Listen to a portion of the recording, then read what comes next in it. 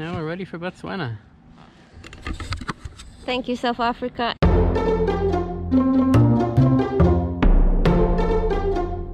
We entered Botswana through the Skilpadjek border post, where we met some very competent customs officials. Exported our motorbike from South Africa on our carnet de passage, which turns out was not necessary because Botswana and South Africa are in the same customs union. We did export our motorbike and it just caused confusion trying to re-import it into Botswana. Then we drove to Gaborone, or Gabs. That's the capital. We repacked everything, we dumped stuff that we hadn't used on the trip, and we posted some stuff back home. And I got a special parcel. I had classic Ruka Gore-Tex motorcycle gear, which is just fantastic, and we used it all around the world. But for Africa, it was just way too hot. So we got it exchanged for the new Ruka Air Power series, which is just amazing. It was just so cool. From Gabs, we stopped over in Palapi. That was just a quick one-night stop. And then we drove to Letlakane. And this is where we got ready to cross the Makgadikgadi Salt Pans. This is another one of those four-wheel drive required places. The Makgadikgadi Salt Pan is an area the size of Portugal, and it used to be a big lake the size of Switzerland, which is now dried out and it's just a giant salt pan and giant sand pit really. Hi guys, we're in the Makgadikgadi Salt Pans in Botswana and it's fantastic. We've just left Kubu Island. We had a great night camping underneath the stars. The stars was beautiful. Yeah. So now we've got another 85 kilometers to go. Yeah. Our goal today is to get to Gweta. That's right. Okay, we're lost. Paddle through. The bike is at 140 degrees Celsius. But that's as hot as the thermometer goes. It doesn't go hotter than that, so I think something's gonna catch fire next.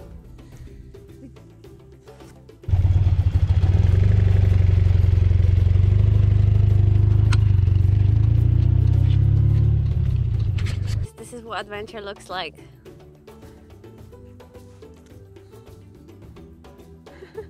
Let's just say it was tough.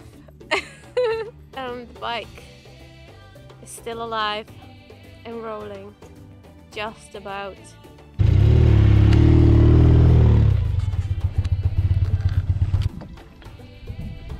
Guys, I could make a cup of tea with this water.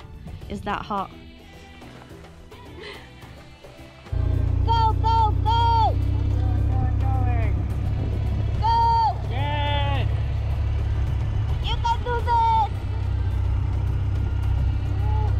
Last 10 kilometers are just so annoying.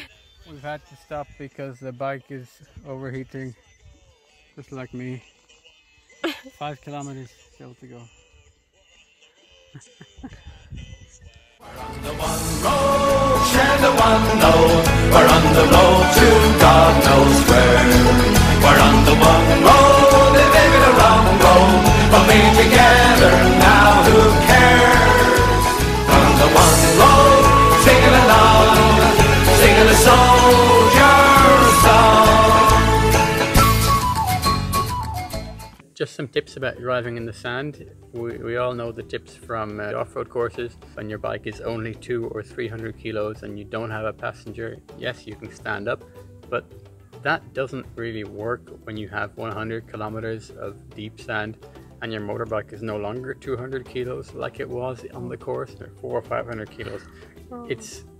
I'd like to meet someone who can do that standing up like they show you in the courses. I really would. I tried so hard, and I'm not the best rider, but I think I know roughly what I'm doing. I couldn't do it, so the way we got through it was sitting down on the motorbike.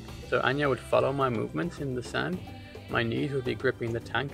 Most important thing is look straight ahead, look far down the road or down the sand, as far ahead as you can. 2 or 3 fingers, both sides, on your clutch and on your front brake. Constant power. If you want to slow down, you trim the power, tap the back brake while you trim the power slowly. No sudden power changes, no sudden movements. You're always looking straight and you're allowing the handlebar to move So if the sand pushes you one direction, you allow it to move. You're just constantly up, straight, looking ahead, and balancing the bike with your hips as much as possible. Just constantly looking straight. Eventually we got to Gweta, where we stayed overnight. From Lekubu to Zorogav. Yeah. 10 hours. 10 hours. Yeah. The lion there, because another area they took a lion, Really?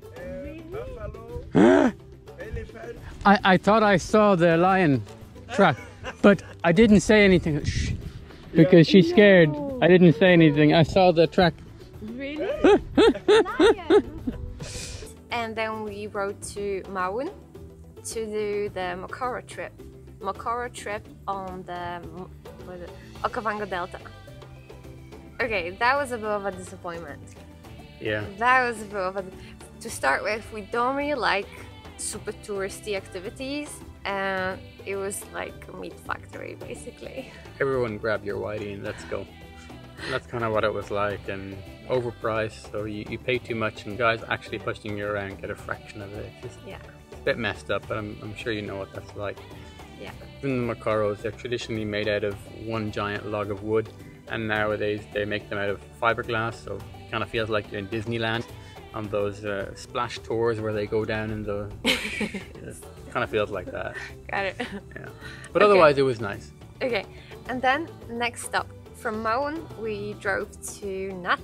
We camped just outside of Nata in elephant sands. Again, lots of deep sand to get there because they have elephants Elephant sands? and they have sand.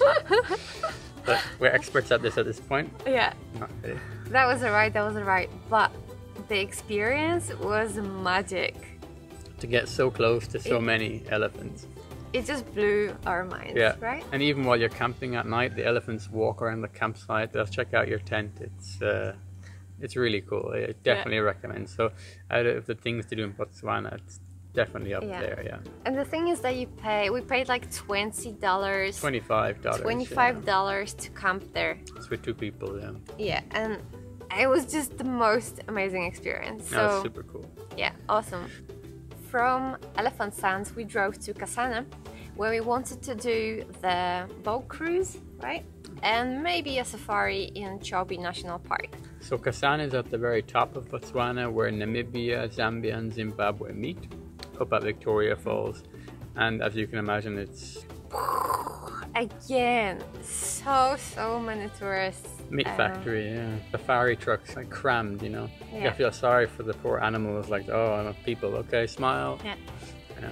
So we kind of freaked out a bit and changed our plans. Yeah. So from Kasana, we decided to get out of there Quickly as possible. as quickly as possible. So Yeah. we left Botswana and entered Zambia. We exited Botswana on the ferry, which is soon going to be a thing of the past because they're building a bridge, which is nearly finished 5 years ago. Border crossing was a little bit complicated, but we're gonna talk about it in the next vlog from Zambia.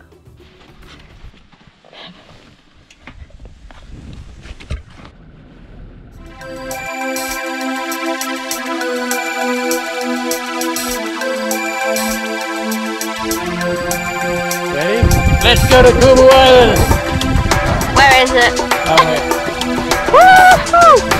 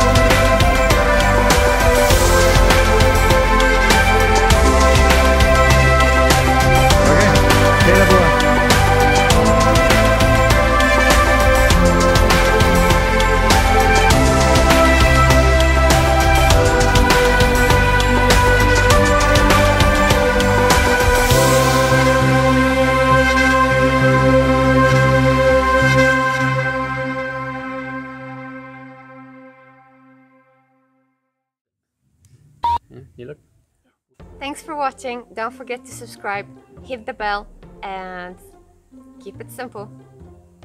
They can't see you when you did that. Ah. Yeah. And keep it simple. Okay? Okay.